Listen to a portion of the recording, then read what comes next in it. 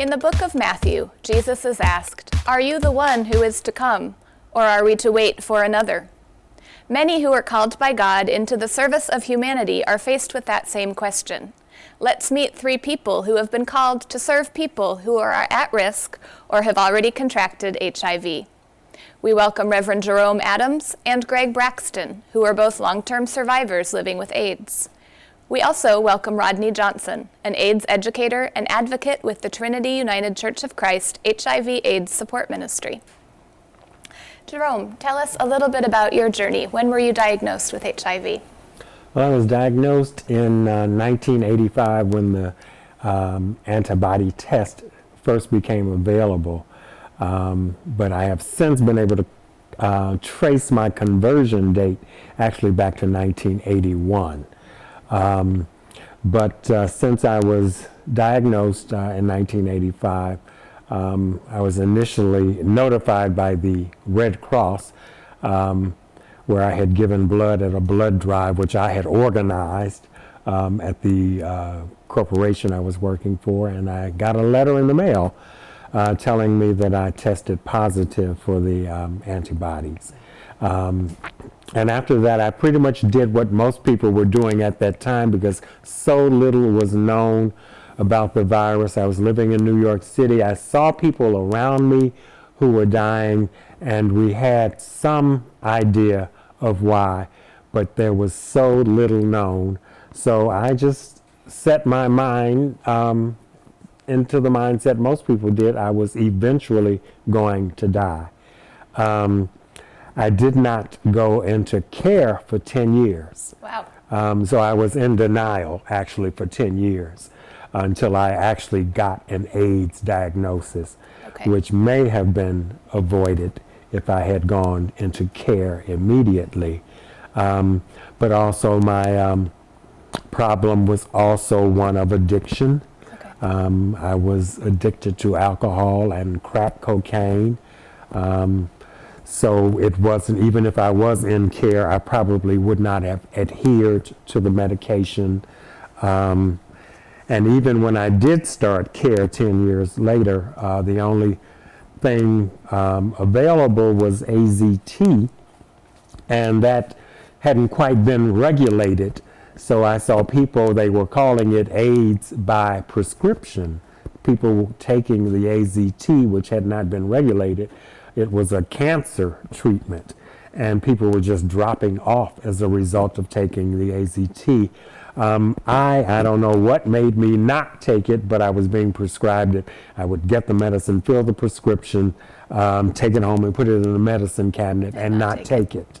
So, and that way I was blessed. When I did finally decide to do something about my addiction, it was, as I said, I'd already been diagnosed with AIDS, was hospitalized on one occasion. My T cells had gone down to 6, and I had contracted a couple of the opportunistic infections. And unfortunately, that still did not prompt me to do anything about my addiction. I continued to use crack cocaine until at one point I got sick and tired. And I knew at some point I was going to die if I did not do something about the addiction first. Right. And so I entered into, I had been in treatment several times, several treatment facilities, and finally entered into Haymarket in 2000. Here in Chicago? Here in Chicago. And that's when I really made the decision that I no longer wanted to be an addict, and that I did want to live.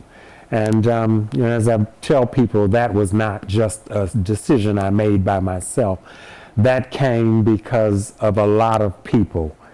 Thank you for sharing all of that, Jerome. Greg, could you tell us a little bit about your journey? Yeah, it's pretty much what he said. Okay. It's very similar in a lot of respects. My diagnosis came in 1994, and it was a result of a cold that just would not dissipate, and I would have night sweats. And it was one of those things that, I get a cold and it always would go away before. This time it lingered on for about 6 weeks. And so with the urging of my mom, who was still living at the time, and the girlfriend I was living with, to go get it checked out, I went to the hospital in one of the south suburbs of Chicago. And it took about 2 days, and I still remember the exact words of the doctor. He came in and he said, "I'm sorry, Mr. Braxton, but you have AIDS." And at that one moment, it changed my whole life in that instant. I'm sure. It kind of felt like, I would say, like getting thrown off a bus in the middle of the desert, and life goes on, but you're just stuck there in the middle of nowhere. And I've heard about AIDS, and I was in denial in a different sense, because I was in denial because I knew about AIDS, but my behavior didn't reflect that. I was also heavy into crack cocaine and like Jerome, and the alcohol started, and then I graduated to the crack, and that my behavior was the reason that this happened. I immediately called my parents because I didn't want to try to go through the thing of trying to hide this, and I didn't want to think about it long enough if I should share this. So I immediately, within 10 minutes, I called my parents and told them, and also called my girlfriend. And fortunately, both of my girlfriend and a previous relationship, the mother of my kids, both of those turned out negative, including my kids. So that was one big thing off my plate right there. Unfortunately, you would think that might wake me up as far as the drugs, but no, it didn't. I continued on down that road, trying almost on a daily basis to stop. And in my mind, I thought I wake up in the morning, this is it, no more drugs, and only to reuse that night is very frustrating. And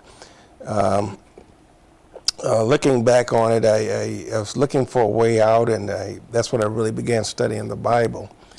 And even while studying, it took 2 years. I read the Bible cover to cover once by myself, and then I started a Bible study with not really a mainstream Christian organization. And Rodney, you don't have HIV or AIDS. What has gotten you involved in this? Well, it's only through the grace of God that I did not contract this disease. What got me into it, oh boy, it's a story. I was working for Amtrak, and I worked on board, and I worked on the California Zephyr that ran between Chicago and the Bay Area. And in the early 80s, we would bring back a lot of people from the Bay Area that were living with or in the last days with HIV and AIDS, and they were coming back home to their families. Okay. And I worked in the dining car, so a lot of my co-workers, they're like, he looked like he's sick. He got something, I'm not going to feed them. I said, send them on over here, I'll take care of them. Well, what are you going to do with the dishes when they get through eating? I said, I'm going to send them downstairs and have them clean just like your dishes, bleach, clean, germs just like your germs. I don't want to be catching no HIV and AIDS. I said, look, you're not going to catch it. I said, you plan on sleeping with them? Oh, man, I don't roll like that. I said, well, then stop rolling crazy up in here. And that's how I got, started. And then I had friends and relatives that had passed of the disease. Mm-hmm. And then in December, I'll never forget, Friday the 13th, December 2002, I had a stroke on the train. So that stopped that derailed everything right there, and my whole life just went to pause. Mm-hmm. So after coming back from the stroke and all that I had to go through and got back in church, that's when I joined the HIV/AIDS support ministry. Okay.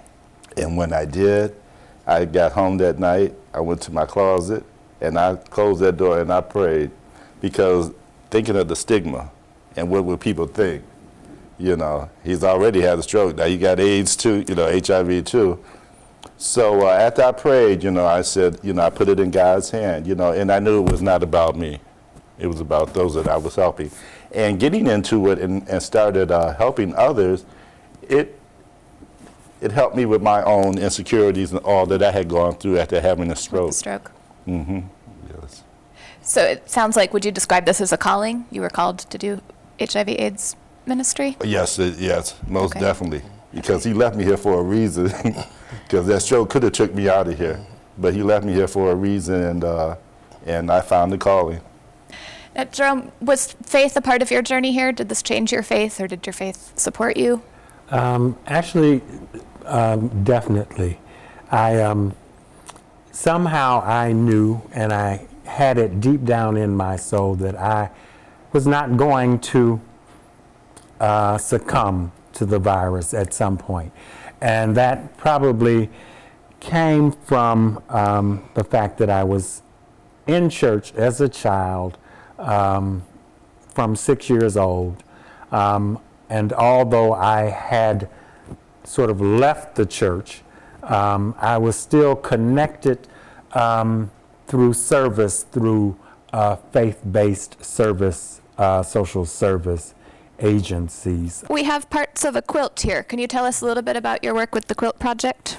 Yes, that's a quilt that was done in partnership with the Center for African American Ministries and Black Church Studies at McCormick Theological Seminary, and my home church, First Church of Deliverance, our health and wellness ministry.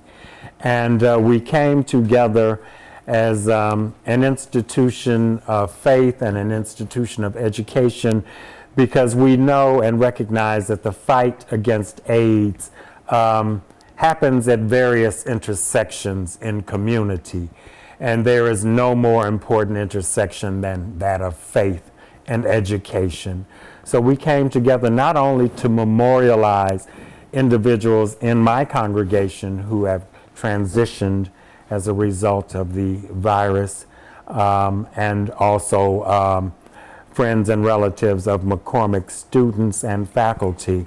But we also wanted it to be symbolic of a recommitment to the fight against HIV and AIDS, because it's not over. There have been many advances. The medications that have come down the pike are keeping us alive. People are living longer than ever now with the virus and disease. But the fight is not over. No. Not until we find a cure, not until there is no condemnation coming out of any pulpit. And we have to continue that fight. Thank you, Jerome, Greg, and Rodney for being here today. I'm Polly Toner for Different Drummers. Keep the faith.